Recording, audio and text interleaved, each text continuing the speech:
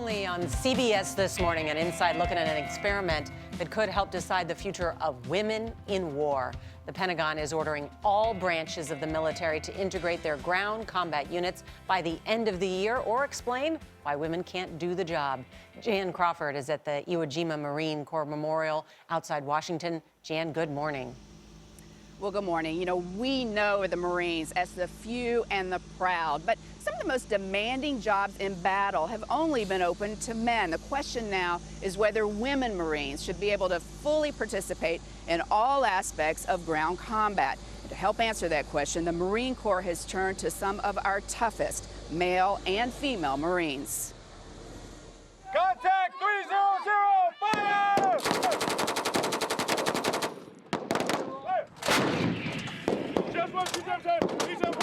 It may look like standard military training. Got the sergeant. But here in the California desert, this group of Marines could be making history. It's not necessarily for us specifically, but it's for that one woman, that one female that joins out there that wants to do this eventually, that she's given the opportunity to do it.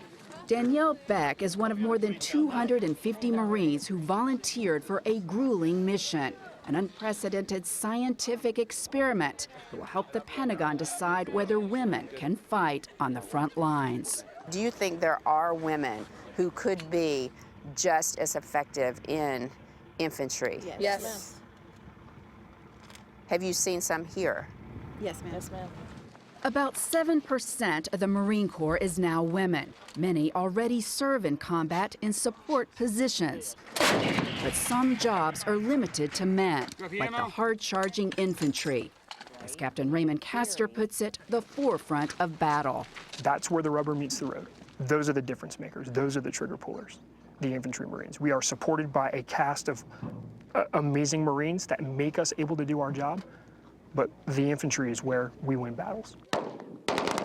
Infantry Marines are trained to fight in close combat, to search out and destroy the enemy. The question is whether it should be open to women, and that's what this group of Marines will help determine. Let's start off with our safety rules. They made it through intense, specialized training to get here, a Marine base called 29 Palms, for months of simulated battle. Hikes with more than 100 pounds of equipment and weapons. Gunfights with live ammunition. Working as a unit to overcome obstacles. And throughout, researchers watch and record their performance. Each one of these black dots represents a shot that we have detected in and around the target. Scientist Paul Johnson helped develop the testing.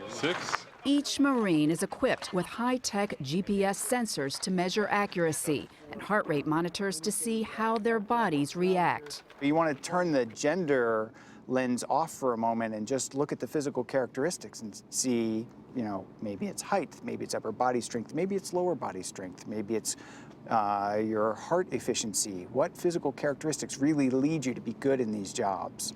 That data will help the Marines decide what impact women would have on combat units and develop new physical standards that apply to men and women. They're all capable of performing the tasks. The question is, can they do them to the same level as their male counterparts who are doing them now? So this is a kind of a look at not only can the women actually perform, but how their performance affects the group as a whole. That's right. It's as close to war as you can get. Johnson is testing the Marines in situations they will encounter. Hey, third squad, pick up the casualties, move, let's go! Let's go! Like rescuing a fallen comrade at the end of an exhausting battle. This dummy, called Corporal Carl, is 174 pounds, the weight of the average Marine. You will actually simulate there's been a casualty in a battle, and the Marines have to get Corporal Carl off the battlefield. That's right. They have to get Corporal Carl to some kind of medevac point. Critics of women in combat have said it could disrupt the cohesion of the unit. But these Marines say that is not an issue. We all know how to work together, and they go hand in hand, the training together as well as being able to pass those physical standards. And once you have those two together, there should be no reason to not trust the Marine to the left or right of you, whether they be male or female. If I'm just going to look at it as now, not only do I have my brother in arms, but I have my sister in arms that I have to protect as well. For the women, the physical part has been the challenge. They are smaller and on average about 30 pounds lighter than the men. But in combat, they have to be equal. They have to carry the same load and be just as fast as the men. It's not that we can't carry the weight, we can carry the weight, but it's the pace, especially when we're matched up with the males. You're looking at our size and we have males that are almost 6 foot with longer strides, and it's hard to catch up with them and keep up with them. They do not think the Marines should lower standards for women. On that point, there is wide agreement. You have to perform. If you can't show up ready to go, physically and mentally, we don't just lose a game. We don't just not make a sale. Lives are at stake. That's why this is so important to the infantry community and the Marine Corps as a whole for the next 20, 30 years. But the women say few would want these roles. They are doing it so those few will have the chance. It takes a special person, a special drive, a special mindset, a special heart to do this. There's not many of us. And it goes the same way for the men. It's just a sense of pride. I mean, I started this, so I'm definitely going to try to finish. I don't want to just quit because it's hard.